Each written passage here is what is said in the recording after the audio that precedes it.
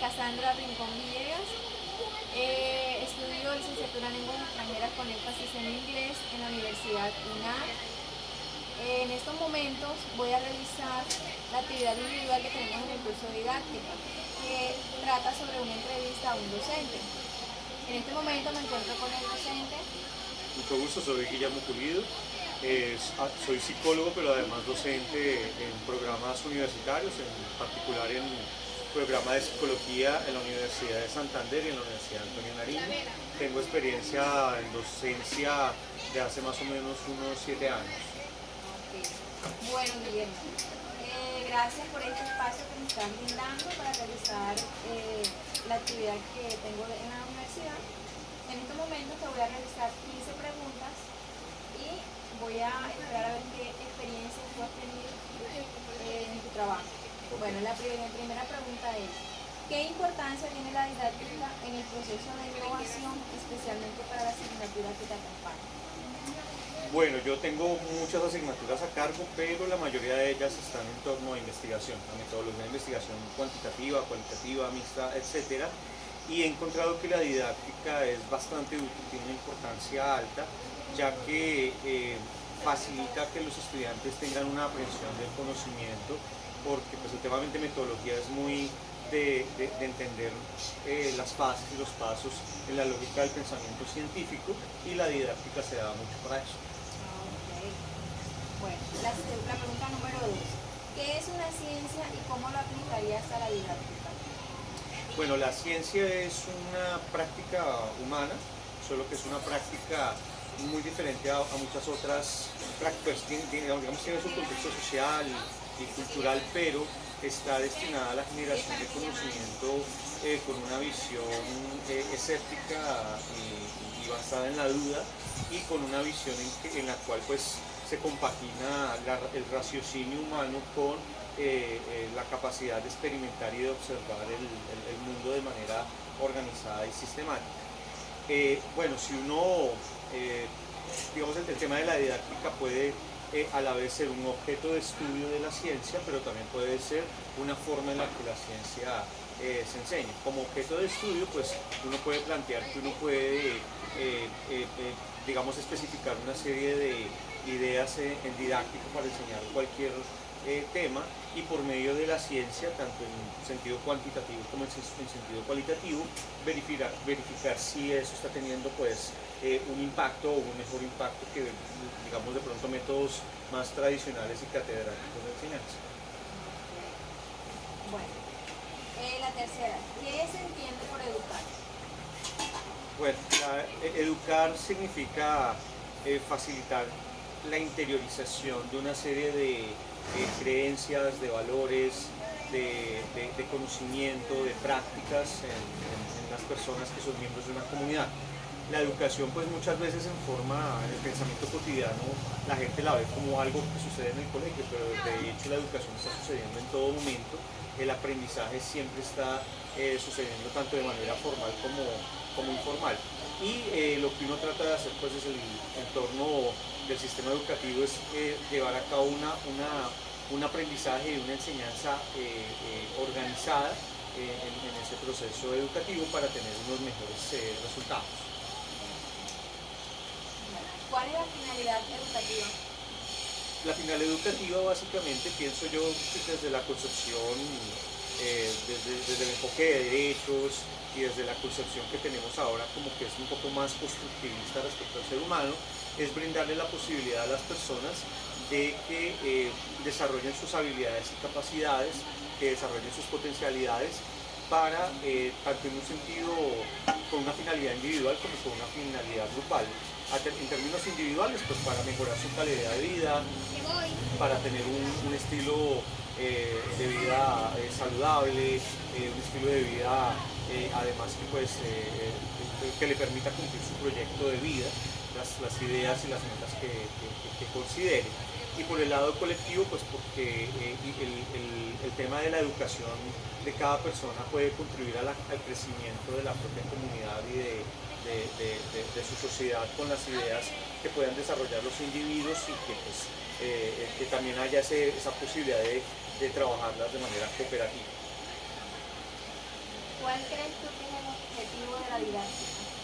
Bueno, el objetivo de la didáctica entonces sería facilitar el proceso educativo. Es una herramienta para la educación por medio de la cual se pretende pues, trascender esta visión clásica del procesamiento de la información en la cual se suponía que el ser humano es un ser pasivo que se le llena de información y se le mete así el input de información, y más bien se le ve al ser humano como lo que es, como un ser social, como un ser emocional, que se divierte, que le gusta el juego, que le gusta la interacción y la dinámica, y eso pues dentro de la didáctica se trata de llevar a cabo. ¿Cuáles son los pilares de la educación?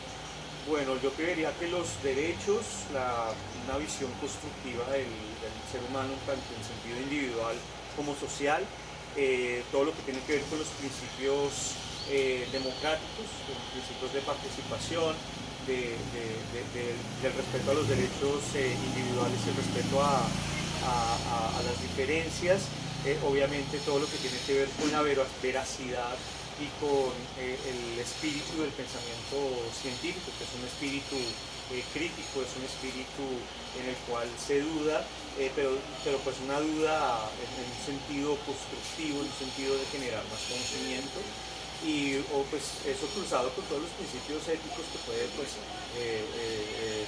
estar pues ahí presentes, que además la educación siempre tiene que estar tomando en cuenta cuáles son esos valores culturales que se quieren preservar y que son importantes para la gente. ¿Qué entiendes tú por aprender a aprender? Ok, es un concepto que ha estado bastante vigente en las últimas décadas en educación, que es como un contrapeso a un pensamiento previo, anterior, pensamiento de la modernidad, que veía al ser humano como un ser mecánico, al cual si tú le programas algo, pues él da una respuesta, y en ese orden de ideas se veía el tema de la asimilación como un proceso más bien como pasivo. Entonces la persona introduce pues el cuerpo de conocimiento. La idea del aprender a aprender es que las personas, uno, son proactivas en el proceso de aprendizaje, no son seres que están quietos esperando en qué momento se les da la información. Y segundo, tiene una visión constructivista bajo la cual las personas pueden ser creativos en el desarrollo de estrategias, incluso en la creación de formas propias de cómo adquirir el conocimiento y cómo buscar la información. No importa tanto solo el contenido y el qué tiene la persona adentro, sino el cómo puede facilitarse para él mismo pues, ese proceso de aprendizaje.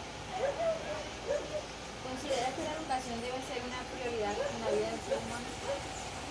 La educación, bueno, como dije hace un rato, la educación está en todo momento, desde cualquier interacción entre pares y amigos, familia, etc. Si nos referimos a la educación en un sentido formal, claramente es una prioridad alta, porque es lo que sostiene en primera medida un sistema democrático.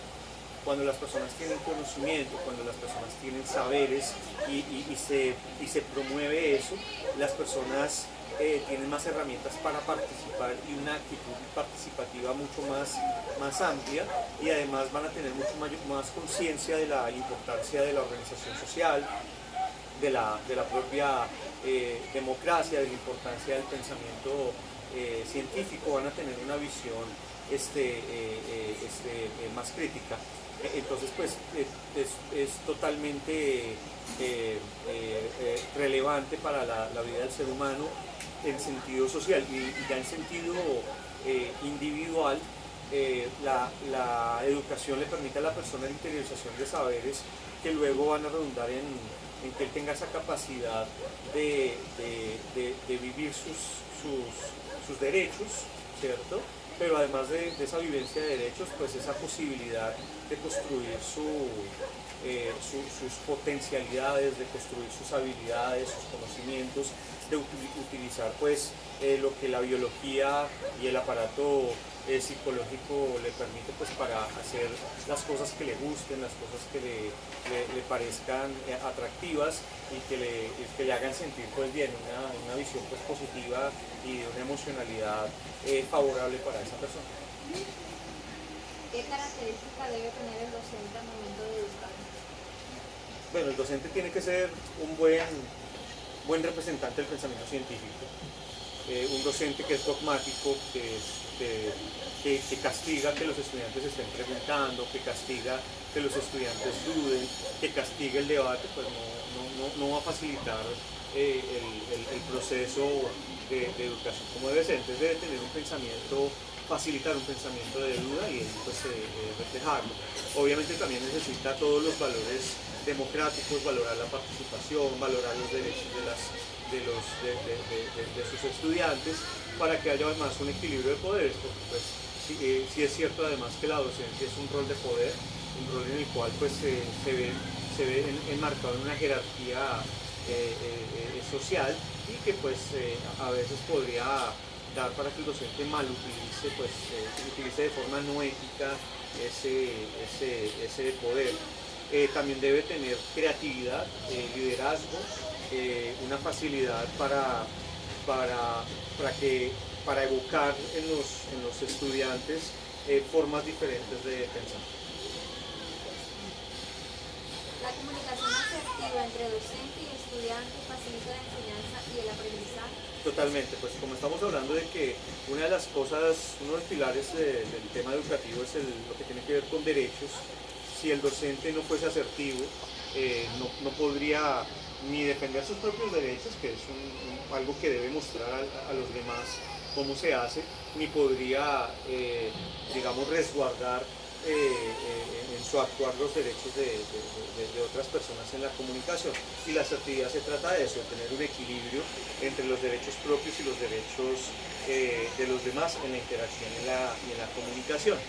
Y por otro lado, cuando el docente es asertivo, facilita el hecho de inspirar confianza y de inspirar una afectividad en el estudiante que favorezca precisamente todos los procesos que sabemos que pasa en el ser humano cuando hay unas emociones positivas, ¿no? Que ponga más atención, que su memorización sea mejor, que su entendimiento sea más factible.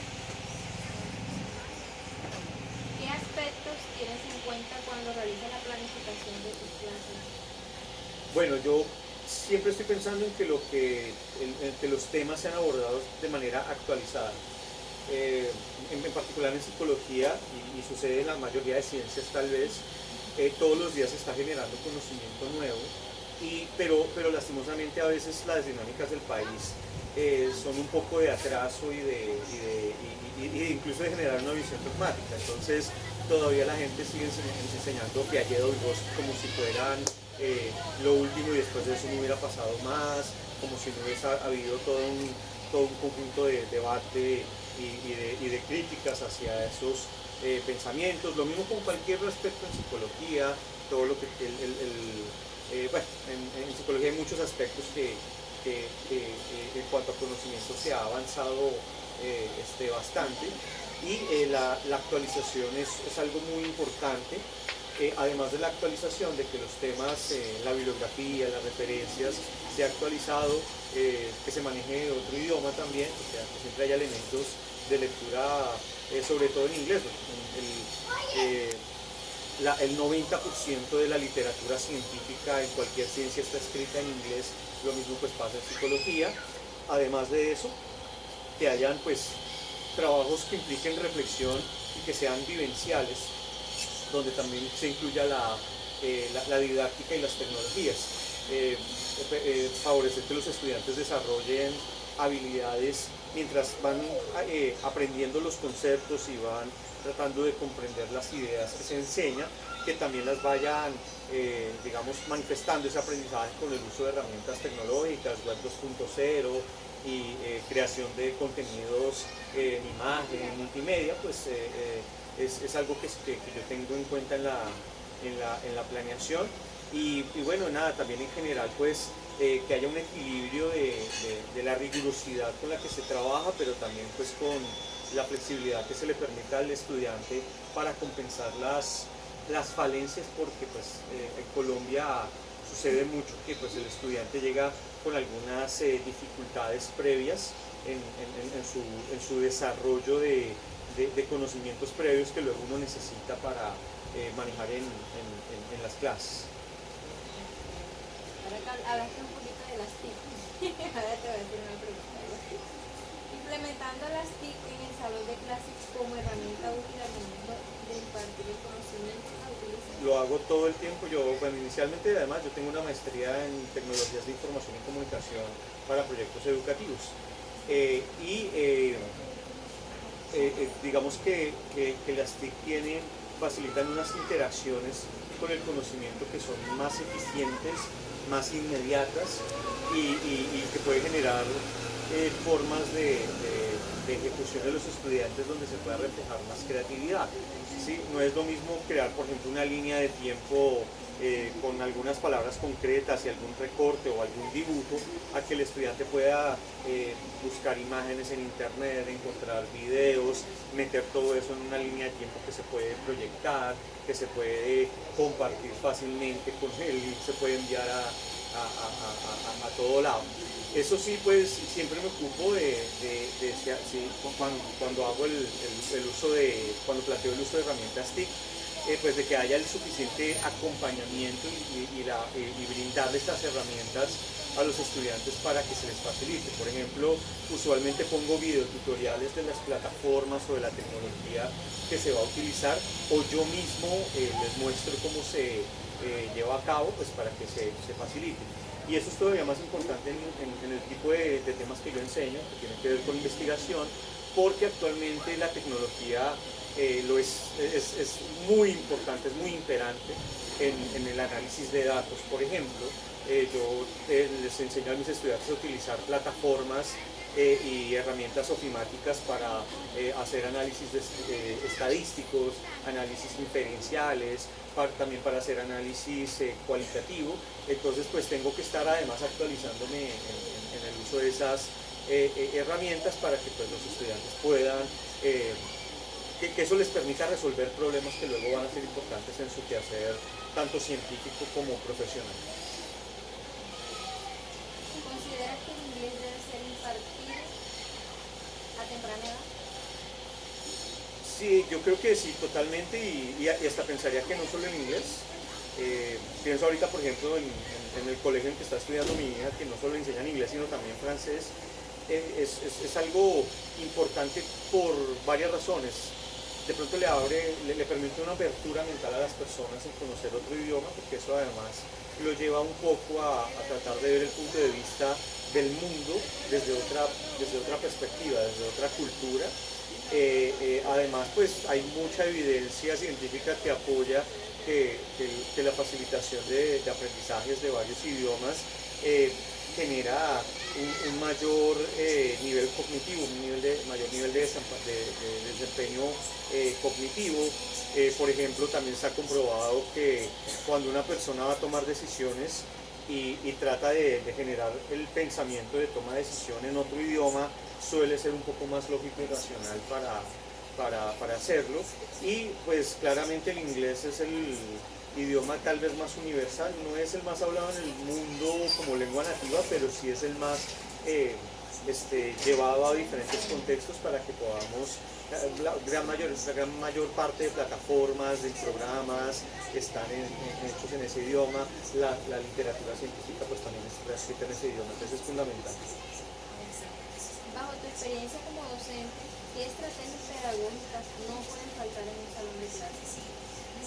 Bueno, además de la didáctica y el tema de generar actividades experienciales, siempre pues planifico actividades en las cuales el estudiante coja el conocimiento y lo plantee en situaciones reales.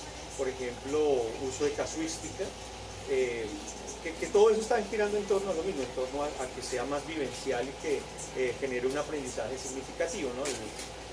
La visión del aprendizaje significativo desde que Auswell empezó a hablar de ello, implica que se facilita la asimilación en los contextos en los cuales el estudiante puede ver en el plano de la realidad eso que en teoría se le está enseñando. Entonces, todo lo que facilite ese proceso, pues lo trato de hacer, aprovechando además mi experiencia como investigador. Yo, además de ser docente, soy investigador, hago publicaciones en revistas académicas nacionales e internacionales, y cuando estoy enseñando investigación muestro a los estudiantes muchos ejemplos, tanto de cosas que yo he hecho como de cosas que otros más han desarrollado, para que pues sea más fácil para ellos discernir los diferentes conceptos, las jerarquías y relaciones de los elementos que se estén trabajando. ¿Cómo mantienes la atención permanente de tus estudiantes y que ellos puedan alcanzar los resultados esperados? Bueno, esto es un poco difícil, más en la época actual. Estamos ya hace, básicamente llevamos 2 años dando las actividades de enseñanza y aprendizaje por mediación tecnológica, porque pues digamos que el contacto presencial facilita un poco eso, ya que el lenguaje no verbal, el manejo de las tonalidades de voz cercana, pues le facilitan a uno que el estudiante pues esté un poco más atento, ¿sí? Entonces, cuando están en casa, las personas, de hecho yo mismo doy clase a veces casi acostado, también lo he hecho, y pues me imagino que los estudiantes también. Hemos tenido en la universidad, bueno, yo no, pero sí experiencias de compañeros que algún estudiante está por ahí durmiendo y lo ven ahí con la cámara prendida y todo eso. Entonces no es fácil, y además porque en el contexto consumista que surgió en la globalización y en el sistema económico que impera actualmente, se promueve mucho ese consumismo, o sea, que las cosas sean consumidas rápidas y de forma enérgica, ¿cierto? Y eso pues en educación no es fácil de hacer, porque la educación es más a largo plazo, es más sistemática, es más organizada, y es fácil que los estudiantes lo perciban pues como aburrido. ¿De dónde me baso yo? Primero, para evitar eso, primero trato de siempre de estar con una visión apasionada de los temas. Si al profesor no le apasiona el tema, pues va a ser muy complejo que el estudiante sienta un tema emocional respecto a eso. Entonces el tema del manejo emocional es fundamental.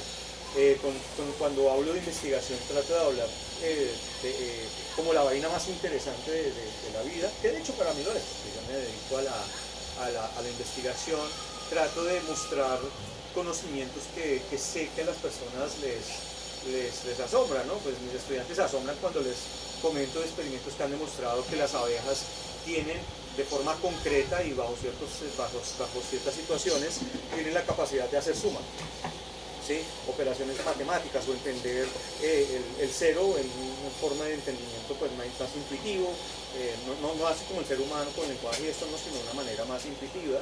O por ejemplo cuando les cuento de investigaciones que demuestran que el cambio climático aumenta la probabilidad de suicidio, así me pongo a pensar en ese tipo de hallazgos que de pronto son así como muy interesantes, muy impactantes para lo que uno está estudiando. Bueno, pues, obviamente yo soy el primer filtro, si me interesa mucho a mí, pues siento que puede interesarle a los estudiantes. Entonces esa faceta emocional es importante. También trato de tener una prosodia, una forma de uso de la voz que pues implique altos y bajos, que cambiar de ritmo en voz, pues para que las personas no sientan que la voz los arrulla y los está generando sueño. Trato de motivar participación también, hacer preguntas, que tampoco es tan fácil porque pues hay temas, los temas de metodología le generan mucha ansiedad al estudiante de toda carrera. Es una de las cosas que la gente siente como más ajena a su vida cotidiana, y lo raro es que no es así. De hecho, cualquier persona cuando está interactuando en su mundo normal, pues hace ciertas cosas que hacen los científicos, solo que no lo hacen de manera sistemática y organizada, pero son prácticas pues hasta cierto punto que se pueden entender, que pueden ser compatibles de entender cuando uno hace pues las comparaciones. Trato también de utilizar mucho el lenguaje en sentido metafórico, también trato de mostrar muchos ejemplos, generar muchos casos para que el estudiante no se vea obligado a solo pensar el concepto de una manera abstracta, sino que trate de aterrizarlo en el plano de la realidad. Bueno, Guillermo, gracias por tu tiempo, por contestarme estas preguntas y pues muchas gracias. Bueno, un placer.